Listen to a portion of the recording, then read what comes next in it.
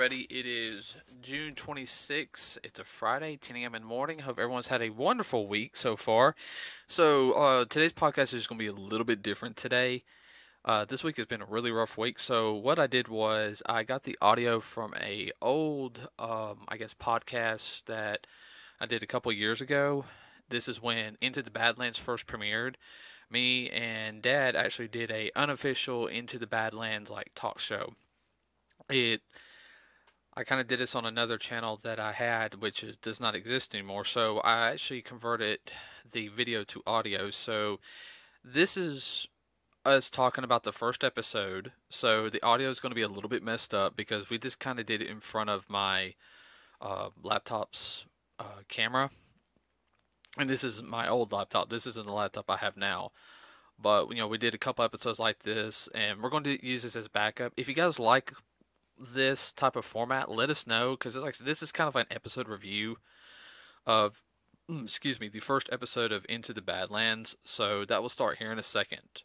Okay? Alright, guys. I'll see you guys at the end of the video.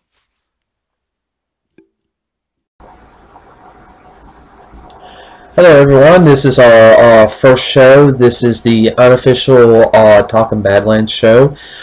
We just watched the first episode. Now this is not affiliated with AMC. They don't have a Talking Badlands show right now, but if they did, I would love to be the host and as well and everything. Alright, my name's Gavin Morse. Some of you guys know me as Shinto Shiranu Cosplay. If you guys follow me here on my YouTube page, I do gaming. I kind of do a couple of movie reviews. I'm getting started up, as well as I'm a cosplayer. You can check my Facebook page, same name. I'll have the link below, and some other things. You guys also might know me if you've all watched one of the other pages I'm affiliated with, Strong Path Productions.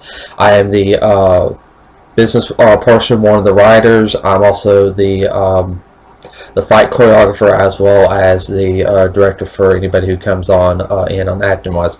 I do the auditions. A little history about myself real quick also personally. I'm a martial arts instructor, been taking for 20 years this past August. I'm a 5th degree black belt in Taekwondo. I'm also a green belt in a style called Hamudo, and I'm going to let my co-host explain a little bit about himself real quick. Hello everyone, my name is Gary Morse. Shinto over here, you'll hear him call me Dad. I'm also a student of the martial arts. Martial art that I have studied is Taekwondo. Like my son Shinto over here, I've been studying for over 20 years. I'm a 4th degree in this style. Also, I help teach along with him. Also, I'm a 3rd degree in a new Korean martial art. No, green belt. You're a green belt. Yeah, right. A green belt in a new martial art. You said 3rd degree. 3rd degree. Oh, I wished. Okay.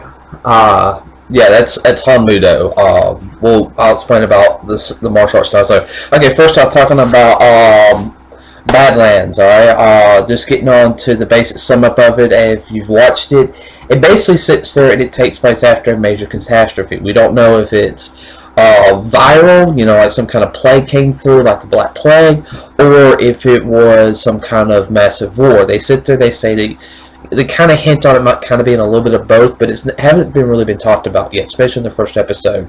So we know it happens at least, I would have to say, no less than 100 years after all this. Okay. First thing you kind of see some roses. They look like roses. But you see the main character riding a motorcycle and everything. As you can kind of tell, the motorcycle is kind of more old school. So very much the vehicles in this one are very much a lot older, not like we have nowadays with all the electronics. You kind of see small hints of electronics in there, but not as much. It's more of a rarity. So like this right here, this would be like a super ultra rarity right now.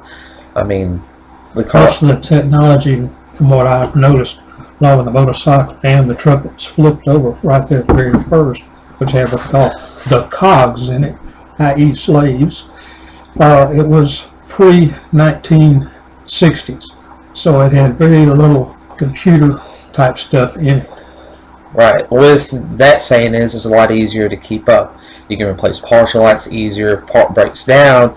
Instead of, oh, we got to replace it and everything, they can probably clean it up a little bit, melt it down, and get the minerals out and make something new.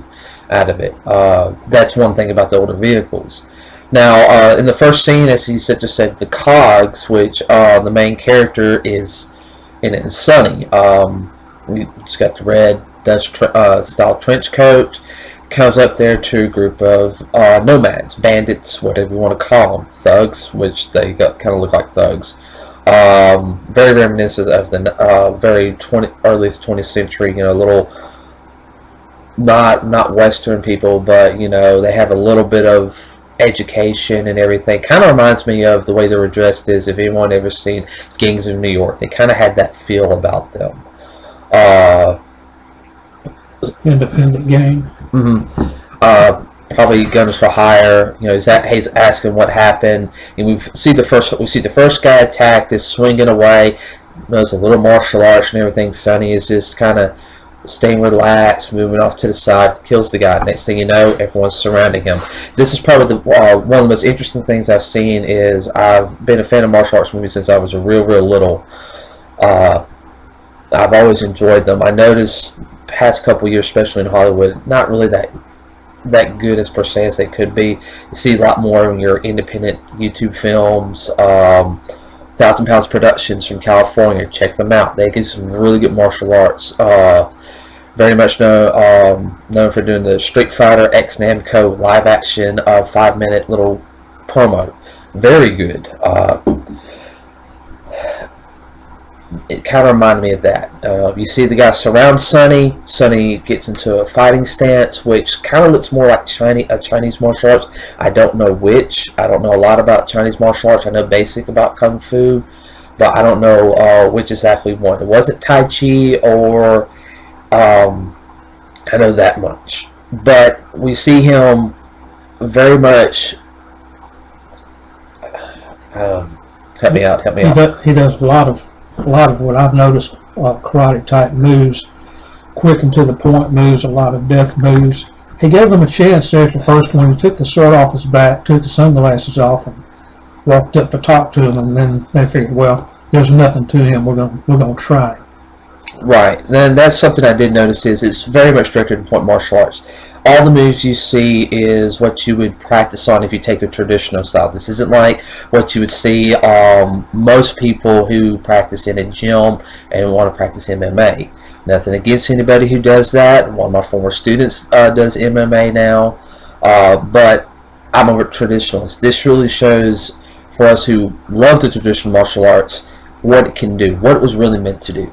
Directed to point. Every technique gives him a chance. Once he gets aggressive, every technique injures. It's bone breaking, internal organs, bleeding, or death move. I've seen maneuvers that he's pulled that I don't see in films. Lifts his leg up, bring it straight down the guy's head. Called an axe kick. A lot of people don't practice that in the martial arts. They don't see any use for it. It's a ground kick. It's meant to kill the person. I will say probably one of the most brutal scenes out of all of that is not the people getting stabbed, not even the wrists getting broke at one point. I mean, that hurt. But the guy who does the thrust kick pushes his foot forward and really just kind of pushes it like this. You see him grab it and twist it. Breaking his foot and ankle. Breaking his foot and ankle. I've sprained both my ankles before. I've heard live bones break in competitions just from people doing forms, katas, pooms, whatever you want to call them, and something will just break. I've seen a shin literally get split in half, and that's the grossest thing I've ever heard. But I will say this: they got the sounds right, and that hurt. Just to watch it. Just to watch. Knowing what the move did. Yeah, he rolls the guy over a little bit on the ground, then he lifts the guy's legs up over his head, breaking the bottom part of his back. Might not kill him, but he probably died of shock because that's a massive amount of pain. I mean, you can live for that, but you'd be paraplegic for the rest of your life. I mean, if you're lucky. Yeah, I mean, most likely quadriplegic, but probably died from the shock of pain. As it goes on, we kind of get a little bit more what's going on. Badlands, all right, it's a massive area run by 7 barons, 7 or warlords. It's kind of got very much of an old feudal. Thank you, feudal. And this is the reason why I got as my co-host, because I blabber on. Alright. Very much kind of a feudal system. As we can see, after Sonny finds out who they were looking for, it's this boy. We don't know much about him yet. I can't remember his name on top of my head. I'll have it for next time. I have notes right over here. Is that he takes him to the Baron. Now we see everyone. We see a bunch of people cutting off little plants. A lot of people don't know what that is. Those are poppies, and what they were doing when they had a knife, they were getting the juice from the poppy, which anybody knows anything about drugs and heroin. They're taking the juice and then they'll process it so that they can get their heroin. And that's something else you can kind of tell the barons into drug dealing, which is a major commodity. Even in older times, especially around the turn of the 19th century, opium was one of the big drugs, especially over in eastern countries. Yeah, and then they imported it here. Yeah, imported here in the early 20th century, especially in like New York, California. California, yeah, especially California. But getting on, we found out the Baron, a little bit of a jerk, in my opinion. He basically recruits people like the old Southern, and I'm gonna use this as an example. Okay, all right. Yes, I'm a fan of Naruto. All right, holds this, said this book, you know, and everything reminds me of the very much religious, righteous people. My way is the right way. Now, I'm gonna let everybody know, if this offends you, I'm going to tell you this right now. I'm sorry, get over it. Alright? I'm a Christian, okay? Boom. We both are, alright? If you're not, that's fine. You have the right to believe what you believe, okay? That's one thing about living where we live. We don't judge, okay? That's one thing about us. But he had that this way is the right way type of religious righteousness attitude. Arrogance. Arrogance. That's how he was speaking. My way is the right way. You follow me, you'll get this, this, this. There is no God because, but there is me, the Baron. Egotistical. Slight megalomaniac. If you guys know what a megalomaniac is, he kind of thinks himself like he's above God. But it's also a type of control. Get the people to basically run up that hill. Yes, Baron. Run up, boom, they're all dead. Okay, those 50 are dead. Alright, let's figure out a plan. Making pawns out of them. You see a bunch of them who are training in a martial art, which looked like a form of Shaolin Kung Fu at the very beginning when he was bringing them in. I'm skipping around a little bit, but looks like they were practicing because there's no guns. Personally, I wouldn't mind that. I like blade weapons, but that's me. I do like guns, but I guess we'll figure out the reason for that later. Either they ran out of bullets, or else they ran out of the ability to make all the fine intricacies associated with guns. Of course, I may have forgotten how to make even black powder. I don't know. I'm sure we're going to find out the reasoning behind that. Kind of also get the feeling that there's a feud on in the family. His son, his only son, is basically mad at him because he sent Sonny, who is his head clipper, which I forgot to tell you, that's basically the soldiers. He's a regent. He's the head knocker. And it says that Sonny is the most well-known of all the clippers and regents because he has killed more people than anybody, as viciously too, direct to the point. Also, there's jealousy too because he's his pseudo son. Right. He's what he would like for his son to be. Right. We don't know the whole reason why. His son very much looks like a business person. I'm not saying he can't defend himself. Haven't seen anything yet. But at the same time, he looks like he would backstab it in his way through. We know there's a feud between him and his wife because he's about to take a second wife, which they're allowed to do. He's not monogamous, so polygamy seems to be an okay thing, which I'm sorry, guys are very much vengeful, but women, catfight, I'm waiting for, because she looks like she's very cunning. Getting on into the barons, we don't know much about any of the barons, except the fact is that there's the baron there, and then there's the baroness. who supposedly killed her husband. And so she became in charge. She has the oil to power the factories to make opium from the poppy plants, which is or whatever they're making that. Whatever they're making. So it seems like each baron has a certain little thing the other barons need to make the final product. So there's either some kind of trade going on. We know it's the widow because the fact is there was coins with her insignia on it. Getting on and Well, the butterfly, that was her insignia. Her insignia. As it kind of progresses, we kind of get the feeling that Sonny's kind of wanting to change a little bit. His girlfriend, who seems to be a doctor, is pregnant with his child. You know, she's trying to teach him how to read also at the same time, which is funny thing is he says, I like Cat in the Hat better. That was kind of a funny little thing to me due to the fact is we're all little. He was like, we'll just go back to reading Cat in the Hat. There's a couple of small puns in there. But the biggest thing is he's not supposed to have kids. It's forbidden. So I guess they would all be killed, or she would be killed, and Sonny might be punished. We don't know yet. Well, the reason for that is his mind would be elsewhere. He wouldn't be concentrating on 100% on being loyal to his baron. Right, and of course, you know, you're supposed to be loyal to the baron. Even in that's totally different. Even from even like the feudal lord systems, where they would allow you to have a family as long as you still serve them. You know, because in terms of if you have a child, you can train your child to be the next whatever. Philosophy's different. Getting into the final stuff, and we'll get to cinematography real quick and location, and we'll end up the show for tonight. Second major fight scene. It's in the rain. Very much reminds me of some of, like, you know, you have a bunch of guys jump you. You can kind of tell it's on a closed sets, but it reminded me of very much of an old-fashioned Western shooter, almost. Battle at the OK Corral, as he said. Near it. Excuse me. You really couldn't see a lot of the people's faces in it, which is probably a good thing, due to the fact is that they're probably going to be used later on. But the fight scenes, this one's more is with swords. It's really the first weapon scene with Sonny.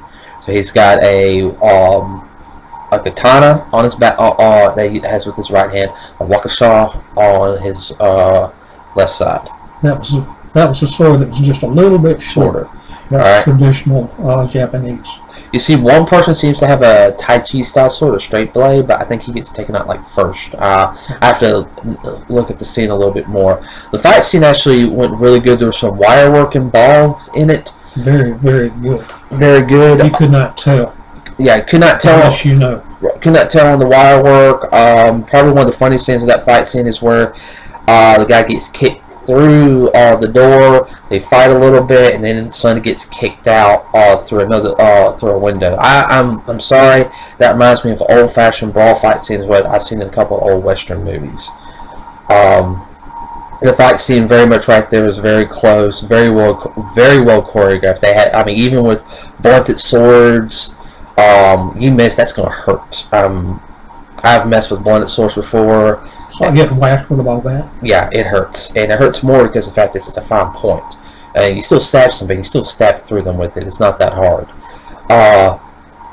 The choreography, like I said, was good. I mean, this wasn't like them just throwing their legs up or whatever. I mean, it was directly, everything was precise, direct to the point.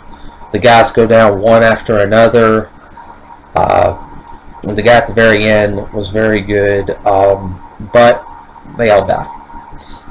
You kind of get the point that it was a setup to test his skills. Also, the Baroness wanting to win him over, and she told him, said, whenever you're ready, you know, just come on, let me know. Right. Now getting on to the boy, he said the boy seems to have some kind of amulet or a little necklace that shows where he once lived. Sonny has takes it from him because basically a boy sits there, said, this is mine, no, that's not mine. They fight over it, Sonny takes it. Pretty much like a principal would take away, you know, your Nintendo Game Boy. Yeah. The Game Boy. Alright. Sonny has a compass with the same picture, and later finds out that's the boy's home. But before that, he finds out the two boys that got to the other boy punches him. Pretty much punches him, you know, like, you know, oh, like in the bathroom area. Draws blood. Draws blood. boy's eyes go white, then full black. The next thing we know, the boy kicks the boy through into a mirror. Piece of glass comes up. He catches it, throws it right back, which is shuriken. Which is technically human impossible because you can't catch it and throw something like that. I mean, that's why I do the slow down motion on that. Hits the boy in the eye, so he's like, "What happened?" He tells him that's the reason why I'm out here. My mother took me from my home because every time I draw blood, somebody get hurt or be dead. And there was a healer. We lost track of each other. So the boy's looking for his mother. He doesn't know why. He just knows it happens. It happens. So the boy has some kind of hidden power that, which most likely is what everybody wants.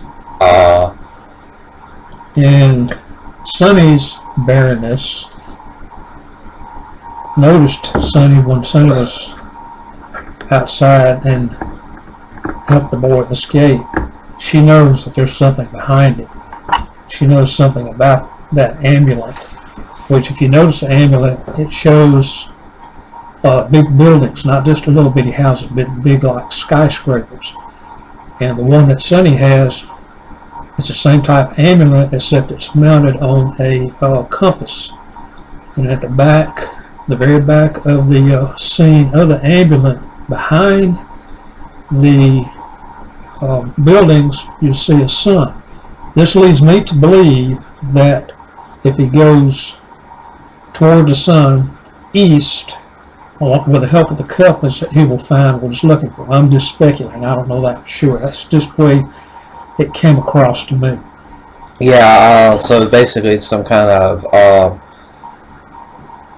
some type of direction to go to. Right. To go through the Badlands or whatever they may be. Alright. Part of the reason why Sonny helps him escape because the boy is young. He's about 14, 15 years old. He wants to get his amulet back. That was his mother's. So he gets caught because the Baron's son has it. Basically, and that's when he's like Dad was saying that she recognizes the amulet. She looks at the amulet. She kind of has a smirk on his face. Sonny basically makes a choice. I'm going to help this boy out. Something out of character. Probably because the fact is he's with his girlfriend. He's starting to have regrets. You know, his sister insists when he's getting like more marks on his back, tattoos, that, you know, the tattoo guy said even after a while, even a killer will start to, you know, if a killer, basically saying it's starting to affect him more. He's killed so many people and everything. You've talked to anybody who is quit shaking your leg, please. He's shaking the floor, everybody. It's driving me insane. Okay, basically what it is, after a while, even somebody who's in the military, talked to, you know, cops. He's also a retired deputy sheriff, everybody. Anyone who's actually had a kill, it does after a while affect you. I know many people in the military. Know a lot has to be some type of decompression to get away for a short time. And if you're not, it seems like Sonny's not. It seems like Sonny, boom, boom, he's always having to do it. It's going to affect you. Either you're going to start getting really depressed or anything, or you're just psychotic, which Sonny does not seem psychotic. Sonny seems he actually has a soul. It's like notches on a gun. Right. Even gunslingers, they sit there and they reading the old things about gunslingers. They said the last couple of years, you know, last 20 years, you know, they didn't pick up a gun because they didn't want to, you know. It's like, I'm done. I can't do it anymore. It's bothering me. The thrill is gone. Thrill is gone. Now it's affecting them. Probably seeing the dead ghost or something. Let's get into a little bit about the Badlands. Don't know where it's being shot at. I wish I did. We know, going on to another show, The Walking Dead is being shot a lot in Georgia, which is actually the state over. We're in Alabama. I was actually at Dragon Con when they were shooting the Atlanta the scene in Atlanta, and we could never find the location, which dragged me insane. Because I just want to be a zombie. I didn't care if I just got tacos for dinner. Okay? I was like, I want to be a zombie in it. Nobody could find the location. I think they were trying to kind of keep it a little hush-hush because, you know, so many people want it to be in it. But they sit there and said if you can find it, they'll let you in. But basically, we don't know where it's being shot at. My speculation is just the way the wilderness is looking. I have to say it might be somewhere in Mississippi. Just just the way I'm looking at how just the landscape is, it's probably somewhere between the Mississippi-Louisiana line. Is what I'm thinking. It's down along the coast because you'll see along the coast trees covered in that type moss. Yeah. Okay, what are they called? Weeping willow trees? No, oak trees mostly. Oak trees. Okay. Getting into. They call it Spanish moss. Okay. Getting into real quick the cinematography of it. Very well done. The camera angles are. I know some people are like, camera angles. Oh, that's the new thing. It's just to make things look blah blah blah blah. You know, I don't have a degree in cinematography. Okay. But I can sit there and say I'm seeing a combination of old school and new school. New school aspects that has what come across what everybody does now with after 300 came out, they do the hit in slow motion. I'm not seeing a lot of that. I'm only seeing like some of the high flying stuff. But I'm also seeing the whole fact is far away view, so you can see the whole action, which is very reminiscent of the older kung fu movies where they used to do like a shot from right here and used to. Alright, everyone, action, and they go off like 3 or 4 minutes straight and just keep on going around. Seeing a little bit of that. Seeing some close-ups, some slow motion, just on the fight scenes very well because it's fluid. And that's the whole thing is most martial arts, you can kind of see where they took a break. They didn't. They have. I did a test video about a month ago on a fight scene with a friend of mine. And it's a lot harder than what you think. I mean, the setup the story was good, but they had the fluidity of it. From everything in sync. That's the problem. Yeah, and that's hard to do. Everything will be like a little tick off. It's like a little hiccup. It didn't. It flowed. It was like very much smooth. So I can go and say they're doing the takes basically like 15, 20, maybe even 50 times. So by the time they're done with it, they're tired. I mean, just a 5-minute scene. I mean, put it like this, it could take 6 to 7 hours, but the only thing is daylight. So you got to think of, they're practicing, like they know this scene forward and backwards. They're practicing 4 to 5 days before they do shoot ahead for this one little fight scene. Okay, if they're inside, they have more time, like the water scene. They probably have a lot of time with the water scene, probably because they probably slipped and fell and something slipped out of their hands. I could tell that was on set. If it wasn't on set and they did it at night, that was really good. But especially that first scene, that was done out in the daylight. So they only had probably about 2 hours to shoot that. So basically, you got to think of it like this. Okay, all right, we got to do another shot. Okay, everyone get over here, get a swig of water that you need it. Dry him off. You know, get the sweat off his face. All right, everyone ready? Boom, boom, let's go.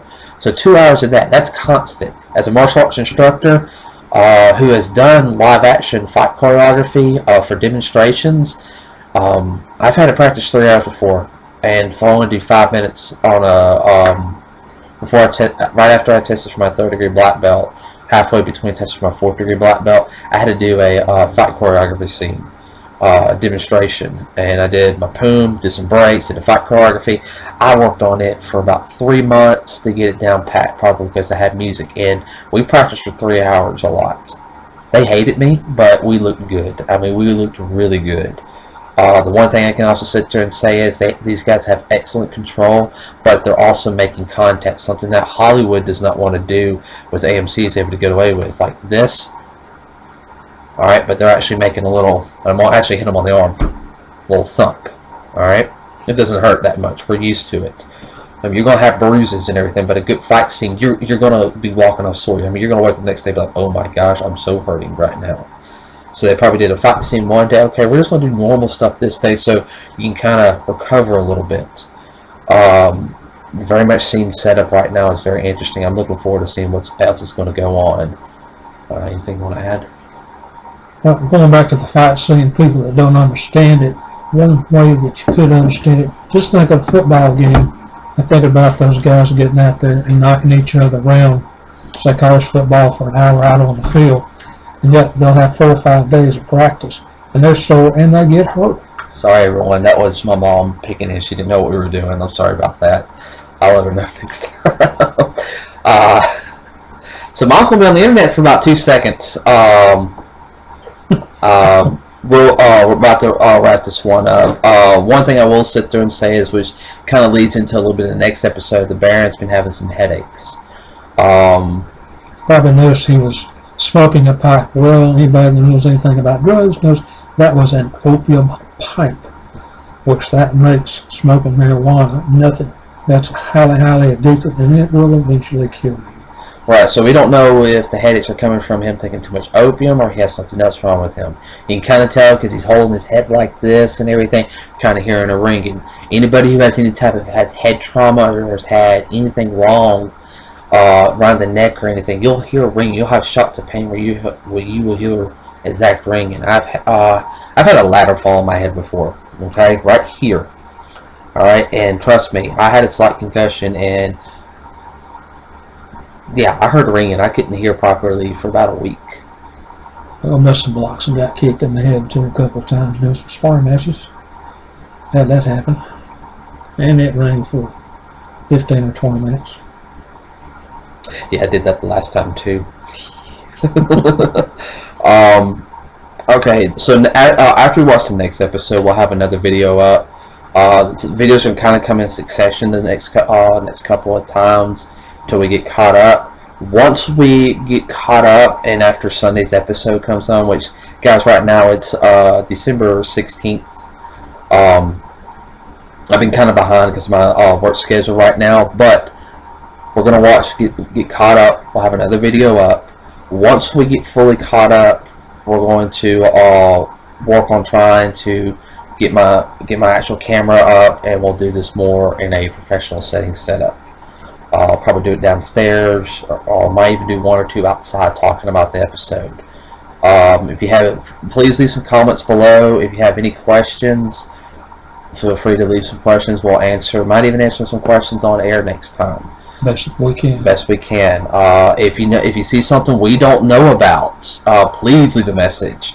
And I mean. But no spoilers, please. No spoiler. Yeah, that's one thing. I will remove all comments from all videos if I see spoilers. If I see any negative talking on my page, on any video I'm associated with, I will stop comments. I'm not going to put up with that. Be respectful to anybody who leaves a comment. Don't call them stupid. Don't call them names. Grow up. You're adults. If you're not adults and you're kids, grow up, because in the real world that will get you hurt. That's one of my golden rules. Be respectful. Last thing is, if you haven't seen Into the Badlands, I suggest you see it. If you're a martial arts fan or a martial artist, definitely see it. Put it like this: everyone loved The Matrix when it came out. Fight scenes are better than The Matrix. And if you like AMC's Walking Dead, watch it. This is something different. All right. This is one other thing too. A disclaimer here. Parents, this is not a children's show. Anybody under, I would say, 15 years of age needs to have a parent with them. To have a parent with them watching it. Watching. Okay, that's just our personal preference on that.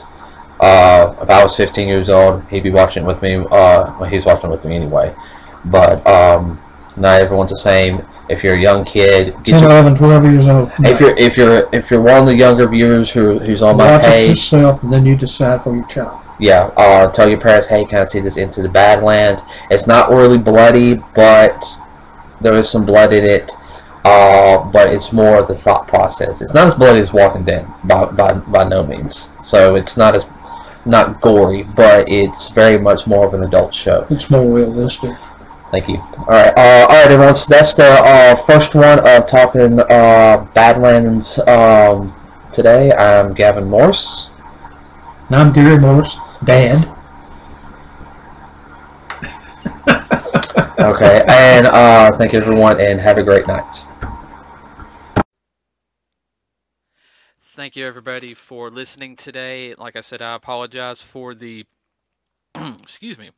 I apologize for the, I guess, different format than it was what everyone's used to. So do not forget to like and subscribe us here at Nerds with a Cause. Leave some suggestions down below, or on our Facebook page, Nerds with a Cause. Like us there too. So this will be kind of a backup if we get behind for some reason. Just let everybody know everything's fine. It's just a lot of stuff's been going on.